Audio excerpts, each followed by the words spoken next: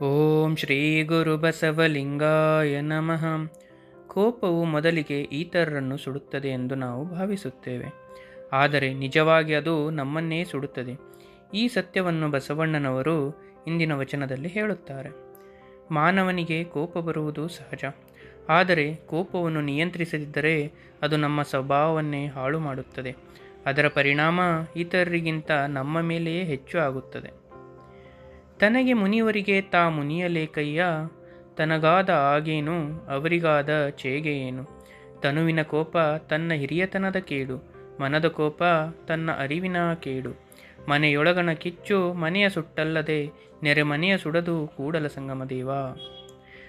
ತನಗೆ ಮುನಿವರಿಗೆ ತಾ ಮುನಿಯಲೇಕಯ್ಯ. ಯಾರಾದರೂ ಕೋಪಗೊಂಡರೆ ನಾವು ಕೂಡ ಕೋಪಗೊಳ್ಳಬೇಕೆ? ಇತರರ ಕೋಪಕ್ಕೆ ನಾವು ಪ್ರತಿಕೋಪ ನೀಡುವುದು ಅಗತ್ಯವೇ ಎಂದರ್ಥ. ತನಗಾದ ಆಗೇನು ಅವರಿಗಾದ ಚೇಗೆ ಏನು. ನಾವು ಕೋಪಗೊಂಡರೆ ಅದರಿಂದ ನಮಗೆ ಏನು ಲಾಭ, ಇತರರಿಗೆ ಏನು ಹಾನಿ?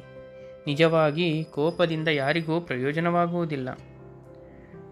ತನುವಿನ ಕೋಪ ತನ್ನ ಹಿರಿಯತನದ ಕೇಡು.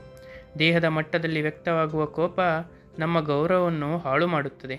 ನಮ್ಮ ದೊಡ್ಡತನ, ವ್ಯಕ್ತಿತ್ವ ಇವು ಕಡಿಮೆಯಾಗುತ್ತವೆ ಎಂದರ್ಥ. ಮನದ ಕೋಪ ತನ್ನ ಅರಿವಿನ ಕೇಡು. ಮನಸ್ಸಿನೊಳಗಿನ ಕೋಪ ನಮ್ಮ ವಿವೇಕವನ್ನು ಹಾಳು ಮಾಡುತ್ತದೆ. ಸರಿಯಾದ ನಿರ್ಧಾರ ತೆಗೆದುಕೊಳ್ಳುವ ಸಾಮರ್ಥ್ಯ ಕಡಿಮೆಯಾಗುತ್ತದೆ ಎಂದರ್ಥ.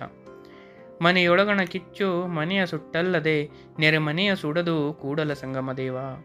ಮನೆಯೊಳಗಿನ ಬೆಂಕಿ ಮೊದಲು ತನ್ನ ಮನೆಯನ್ನೇ ಸುಡುತ್ತದೆ. ಅದು ಹೊರಗಿನ ಮನೆಗೆ ಹಾನಿ ಮಾಡುವ ಮೊದಲು ತನ್ನ ಮನೆಯನ್ನೇ ನಾಶ ಮಾಡುತ್ತದೆ. ಅದೇ ರೀತಿ ಕೂಡಲ ಸಂಗಮ ದೇವನೇ, ಕೋಪವು ಮೊದಲು ನಮ್ಮೊಳಗೆ ಉಂಟಾಗಿ ನಮ್ಮ ಶಾಂತಿ, ವಿವೇಕ, ನಮ್ಮ ಜೀವನವನ್ನೇ ಹಾಳು ಮಾಡುತ್ತದೆ. ಇತರರಿಗೆ ಹಾನಿ ಮಾಡುವುದಕ್ಕಿಂತ ಮೊದಲು ನಮ್ಮನ್ನೇ ಸುಡುತ್ತದೆ ಎಂದರ್ಥ. ಕೋಪವು ಹೊರಗಿನ ಪ್ರತಿಕ್ರಿಯೆ ಅಲ್ಲ, ಅದು ಒಳಗಿನ ಅಶಾಂತಿಯ ಪ್ರತಿಬಿಂಬ. ಕೋಪವನ್ನು ಗೆಲ್ಲುವುದು ಅದೇ ನಿಜವಾದ ಸಾಧನೆ. ಕೂಡಲ ಸಂಗಮ ದೇವನಿಗೆ ಶರಣು. ಓಂ ಶ್ರೀ ಗುರು ಬಸವಲಿಂಗಾಯ ನಮಃ.